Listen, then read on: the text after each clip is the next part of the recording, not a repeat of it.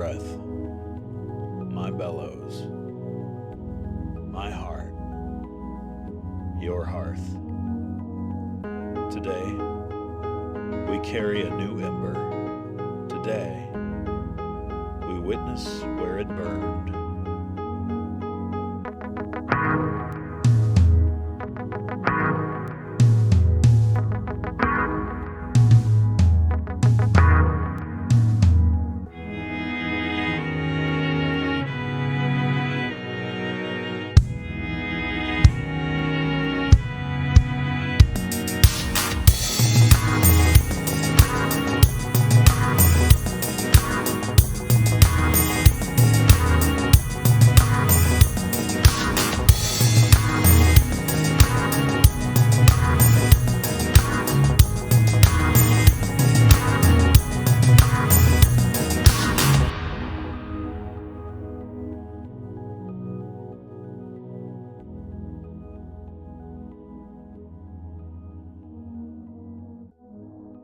Welcome to Embers, a Whisper and Flame podcast. My name is Michael, and I am the voice that will guide you and journey with you these next 30 days. When your flame has burned down to embers and all you can do is but whisper, know that you are welcome here. This podcast is my journal. These are the midnight thoughts I have when I can't sleep. And it's me doing embers for you to see, owning my story in the hopes that you will own yours as well. If you haven't yet, pick up a copy of Embers, 30 Days for Holding What Remains. You can find it on our website, whisperandflame.store, or our Etsy shop. You can find it on Amazon. For years, I was a staff pastor at an inner-city homeless shelter. In the same city, I was a hospice chaplain working directly with the dying. I planted a church that welcomed deconstructing Christians before deconstruction was even a term. To begin today, I'd like to read to you a piece of scripture. There's an entire book of the Bible dedicated to suffering. It's called Lamentations. It was written by the prophet Jeremiah about the destruction of Jerusalem in 586 BC by the Babylonian Empire. Jeremiah describes the suffering of the people and where Zion burned. The story starts like this. How deserted lies the city, once so full of people. How like a widow is she, who once was great among the nations. She who was queen among the provinces has now become a slave. Bitterly she weeps at night. Tears are on her cheeks. Among all her lovers, there's no one to comfort her. All her friends have betrayed her. They have become her enemies. In our actual ember in the journal, we use scripture from Job, a bit of his story to evoke the ember where it burned. I want these podcasts to widen our scope for you to experience more than what can be put into the journal. I also want you to start thinking about where it burned for you. Where in your story is a ruined city and dashed hopes? So we find Jeremiah taking a hard look at calamity. Jerusalem, Zion, was God's home base. God's people were a set-apart kind of people. And for this to happen, well, it was nothing short of the loss of all hope, all trust, all that had been assumed and taken for granted, even the people's very identity, unmade, or so it seemed. Lamentations is a funeral dirge. Literally, it's a Hebrew funeral song. Are there experiences in your life that deserve their own funeral dirge? Jeremiah continues the song in chapter 2. My eyes fail from weeping. I'm in torment within. My heart is poured out on the ground because my people are destroyed. Because children and infants faint in the streets of the city, they say to their mothers, "Where is bread and wine?" as they faint like the wounded in the streets of the city, as their lives ebb away in their mother's arms. What can I say for you? With what can I compare you, daughter Jerusalem? To what can I liken you, that I may comfort you, virgin daughter Zion? Your wound is as deep as the sea.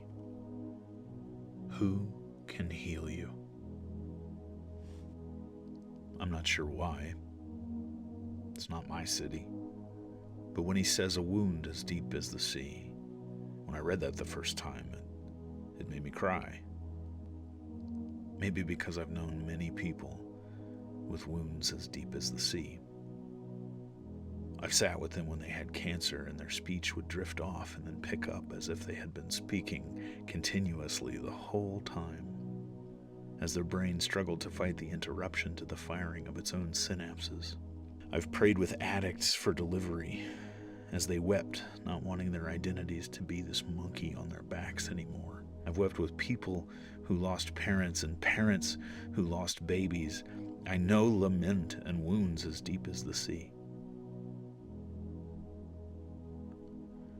In the summer of 2011, my ex-wife became pregnant with our first child. We were really excited, but quickly she started telling me that something was wrong. And I dismissed her. I said, "How can you know? You've never been pregnant before.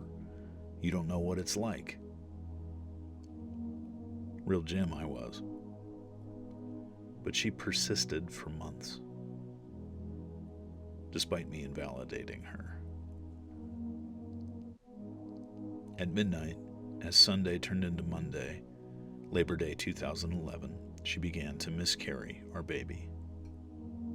She'd been right. Something was wrong. I took her to the emergency room and she passed him in the bathroom. She wept and wept. And it broke something in her. It made her unwhole and unwell for a long, long time. I never got to see our son. That's the part that always hurt the most. Not being there to witness him. Seems wrong not to have been there for him. And the emptiness on the sonogram. We'd seen him a couple times before, life outlined in flickering light, but now, just a black womb, an empty tomb. I feel like I failed him somehow. The hospital administrator visited us and offered for the hospital to pay for a funeral, which we didn't accept. We got a condolence card with 2 signatures and a lot of empty space. Emptiness is what was left. That got thrown away after a week. She couldn't look at it anymore. And she was never the same. That day ended our marriage, though that took much longer to bear out in real time, years and years. Worse and worse treatment of one another and bad decision after bad decision, but that was it. The end. She never came back to me. She tried, but she was gone. I didn't know what to do. I didn't know how to support her. And if I'm honest with myself, I never came back to her either. That day broke both of us. And none of it was anyone's fault. It just happened. And we were empty and it killed us. So, wounds as deep as the sea, you know? That's where it burned for me. What about you? Your story has scars. Where were you burned? What lingering battle are you still fighting? There's power in acknowledging it, in looking at it squarely, and taking time to remember, even without trying to fix it, just see it. And that forms the basis of our breath prayer today. That you see it, and that perhaps God does too. Join me in our breath prayer. Inhale.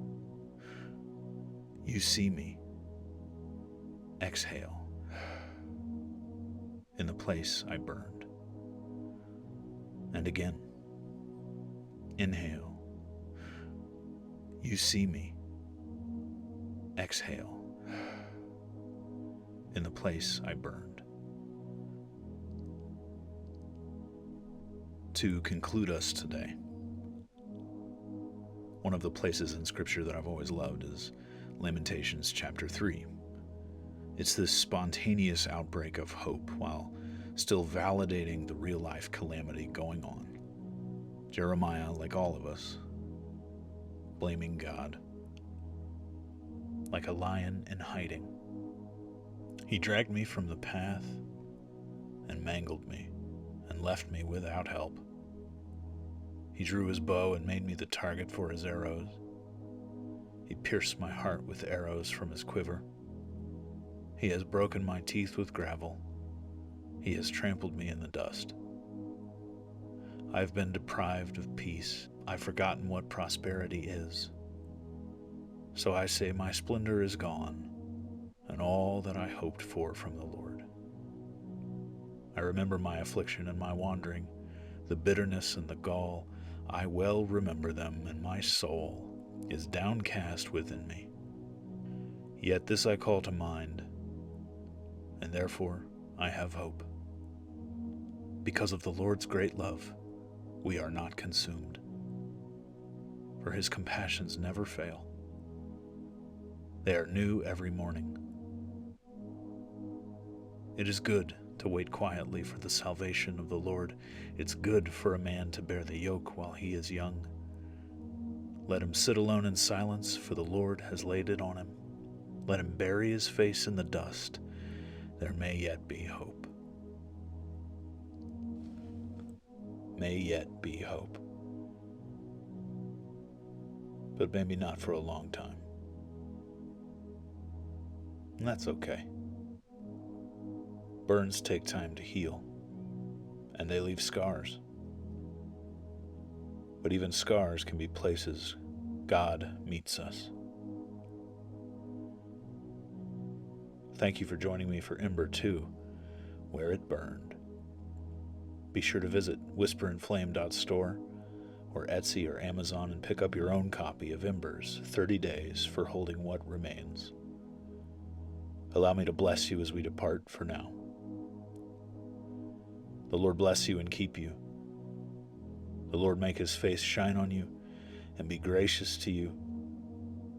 The Lord lift his countenance upon you and bring you peace. Join me tomorrow for day 3 of Embers, Things Lost to the Fire. Before you go, remember,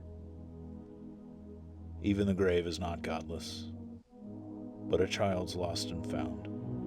You, yes, you are beloved, every scar, holy ground.